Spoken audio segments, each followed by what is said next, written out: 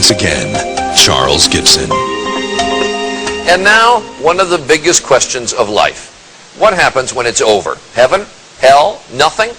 Or might there be a fourth possibility, reincarnation? Could we come back as someone else? Here's Chris Cuomo with two down-to-earth parents who thought they understood the mysteries of life. That is, until their toddler began to talk. On March 3rd, 1945, a 21-year-old Navy fighter pilot on a mission over the Pacific was shot down by Japanese artillery. His name might well have been forgotten, were it not for the remarkable, some might say unbelievable story of a little boy named James. Okay, this is really tough. I need somebody to help me. All right, I'm the volunteer. What do you want me to do? Okay, I'll just go climb this thing and you have to hold me in case I fall. Done. James Leiniger is all boy, 6 years old and full of spirit. This is a special plane. It goes in reverse. You don't see a lot of that. James knows a lot about planes, especially war planes. What kind of airplane is that? It's a Corsair. His parents, Andrea and Bruce Leiniger, say from an early age James would play with nothing else.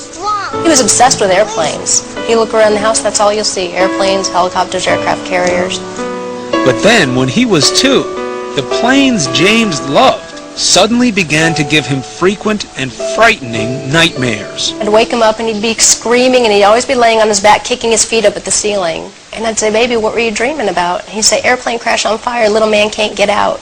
They sound like typical kiddie nightmares, but Andrea says they went on the same way for months. Maybe too much TV.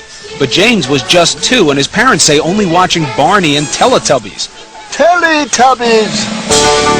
And Andrea and Bruce say they weren't watching World War II documentaries or conversing about military history. This is an F-18? No, that one. So what explains the nightmares and James's strange obsession with airplanes? I talked to my mom about it a lot of times, and my mom had said maybe he's remembering a past life. What did you say? Politely, baloney. Andrea and Bruce of Lafayette, Louisiana are a highly educated, modern couple. To them, the possibility that their little son James was manifesting signs of a former life was, well, a little out there. You know, having a past life is not the initial conclusion that you come to. You try and figure out any other way he could have. Did he see anything? Has there been anything on television, anything that we've discussed? But as time went by, Andrea didn't know what to believe. Here's James at age 3, going over a plane as if he's doing a pre-flight check.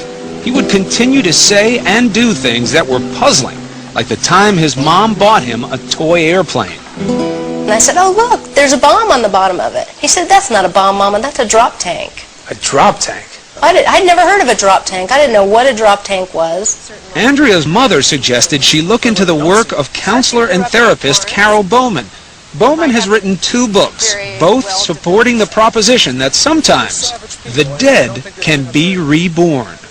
We are taught from a very early age in this culture, in the Judeo-Christian culture, that reincarnation doesn't exist. Once you observe this in a child, and the evidence is very compelling, you have to open up to another explanation for what is going on. Bruce was deeply skeptical. He said there has to be a logical explanation. I don't believe in past lives. I don't believe in this stuff. But with the violent nightmares recurring 3 and 4 times a week, the Leinigers felt they had to do something. So with guidance from Bowman, they cautiously began to encourage James to share his memories. They say the result was startling. The nightmares immediately started reducing in frequency. He went down from 3 or 4 times a week to maybe 1 a week, 1 every other week. And at that point was when he started to articulate more about these past life memories. Seems normal enough, a little boy improving when his troubles are directly addressed. But Bowman says this is more, that James was forthcoming because this is the age when former lives are most easily recalled. They haven't had the cultural conditioning, the layering over of experience in this life, so that the memories can percolate up more easily. These memories tend to fade between the ages of 5 to 7. His parents say between the ages of 2 and 4, James would reveal extraordinary details about the life of a former fighter pilot, mostly at bedtime, when he was drowsy. Bruce said, "What happened to your plane?" He said, "It crashed on fire." And Bruce said, "Why did your airplane crash?" And he said, "It got shot." And Bruce said, "Well, who shot your plane?" And I'll never forget the look on his face. He went, "The Japanese!"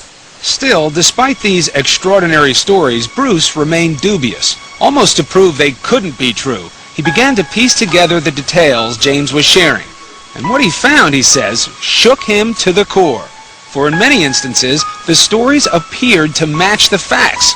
James seemed to be recalling real events, real people, in the life of a man who had been dead for almost 60 years. Coming up, a toddler, just 3 years old. So how does he know the pilots from a World War II squadron? It was like holy mackerel. You could have poured my brains out of my ears. I just couldn't believe it.